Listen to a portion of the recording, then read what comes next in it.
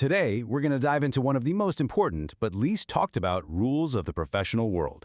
This all comes from the work of Glenn Shubb, and trust me, it's the kind of stuff they don't teach you in college, but it is absolutely what will make or break your career. So, think about it. You spent all that time building the perfect resume. You polished it, you stressed over it, you got the interviews, and you landed the job. Awesome. But here's the thing. Once you're through the door, that piece of paper starts to fade into the background. So, what actually takes its place? And this quote from Glenn Shubb absolutely nails it. He argues that your future, what you get to work on, the opportunities you get, it's not about what's on paper anymore. It's about the story people tell about you when you're not in the room.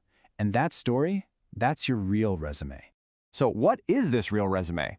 Well, it's not a document. It's the feeling people have about you.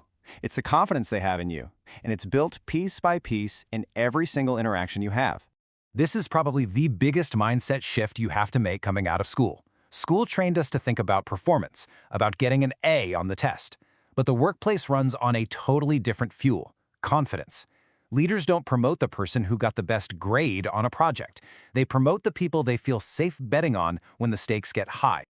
Okay, so if it's all about confidence, how in the world is that measured? It's not like there's a number in your official review. No, it's tracked on something Shubb calls the quiet scorecard. And I really want you to focus on a few words here: patterns and behavior. This scorecard has nothing to do with your good intentions or what you meant to do. It is a running tally of what you actually do consistently over time. It's all about what people see. And this just illustrates that difference so perfectly. In school, right, you could pull an all-nighter, turn in a brilliant paper, and get an A. That was a great performance. But at work, it's about being predictable, consistent, and trustworthy. In a word, it's about reliability.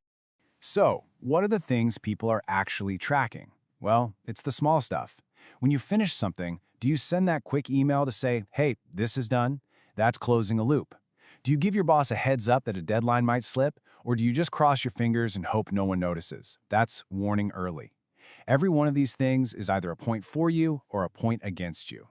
And believe me, the stakes here are huge. A strong scorecard earns you trust, and trust earns you autonomy. The freedom to do your work without someone breathing down your neck. A weak scorecard, that earns you supervision, micromanagement, and a whole lot less interesting work.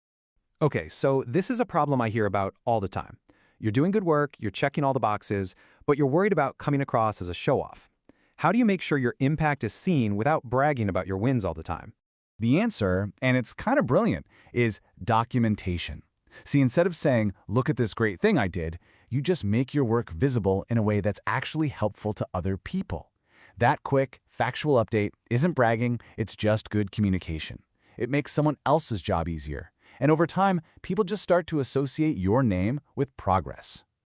You know, building your reputation isn't just about what you do. It's also about how you lift others up. When you go out of your way to publicly give credit to a teammate, you're not just being nice, you're signaling that you're mature and confident. And trust me, people never forget who made them look good. They become your biggest champions. All right, well, let's talk about how this all plays out in some of those tricky, everyday situations at the office. These are the moments that can really define a reputation, for better or for worse. Sooner or later, you're going to be overloaded. The rookie move is to just say yes to everything and then silently suffer and probably miss a deadline. The pro move is to make the trade-off visible. You're not saying no, you're presenting a choice. This shows you're thinking strategically about quality and priorities, and that builds massive trust. Listen, everyone makes mistakes. It's going to happen. Your reputation isn't defined by the fact that you messed up, but by how you recover. Just follow this 3-step playbook. Acknowledge it, fix it, and explain how you'll prevent it from happening again. When you own a mistake like this, you don't look incompetent. You look accountable, responsible, and incredibly trustworthy. This might be one of the most powerful insights of all. Meetings are not just for sharing information. They are a live performance where people are watching your thinking in real time and are quietly assigning you professional status. So, how do you win in meetings? Simple. Be the person who brings clarity. Come prepared. Keep your comments short and to the point. And most powerfully, be the one who grabs the pen at the end. You know, the person who summarizes the action items and who owns them. You don't have to be the loudest person in the room to be the most valuable. All of these little things we've talked about, every email you send, every meeting you're in, every deadline you hit, they aren't just one-off events. They are all compounding, building on each other day after day, year after year. And always remember this quote: the colleague you help out today could be your client in 5 years. The manager you impress with your reliability could be the key reference for your dream job a decade from now. Your reputation is the single most important asset you can carry with you. Okay, we have covered a ton of ground, so let's boil it all down into a few key takeaways you can start putting into practice, like today. So here it is, your cheat sheet. First, shift your brain from a performance mindset to a reliability mindset. Second, use helpful documentation to make your impact visible without being a bragger. Third, when you mess up, remember the model. Acknowledge, fix, prevent.